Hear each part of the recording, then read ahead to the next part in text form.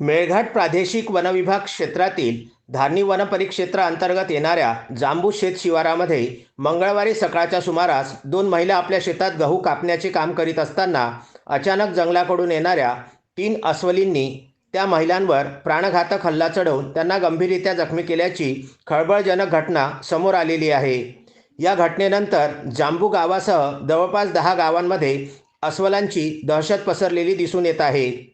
प्राप्त माहितीनुसार जांबू येथील गायत्री शालिग्राम धांडे वय 25 वर्ष, सायली मनोज जांभेकर वय 25 वर्ष या दोन्ही महिला जांबू ते बोथरा रोडवरील आपल्या शेतामध्ये गहू कापण्याचे काम करीत होते। अचानक 3 अस्वलींनी गायत्री आणि सायली या दोन्ही महिलांवर प्राणघातक हल्ला चढविला असता सायली आणि गायत्री दोन्ही महिलांनी काही वेळ 3 अस्वलीसोबत झुंज देऊन आपले प्राण वाचविले।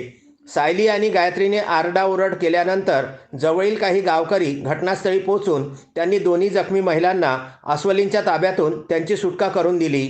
घटनेची माहिती मिळताच धारणी वनपरिक्षेत्राधिकारी पुष्पा सातरकर त्यांचे अधिकारी कर्मचाऱ्यांनी घटनास्थळी धाव घेऊन दोन्ही जखमी महिलांना धारणी उपजिल्हा रुग्णालयामध्ये उपचाराकरिता दाखल केलेले असून दोन्ही महिलांवर वैद्यकीय अधीक्षक डॉक्टर दयाराम जावरकर यांच्या मार्गदर्शनाखाली प्राथमिक उपचार करण्यात आले आहेत।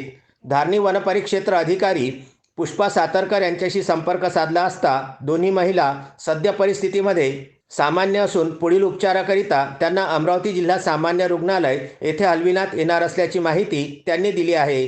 सध्या मोहफुलाचा हंगाम सुरू असून अस्वली मोहफुलं खाण्याकरिता शेत शिवारात येतात। अशा परिस्थितीमध्ये सकाळी नागरिकांनी सावध राहून आपले संरक्षण करावे।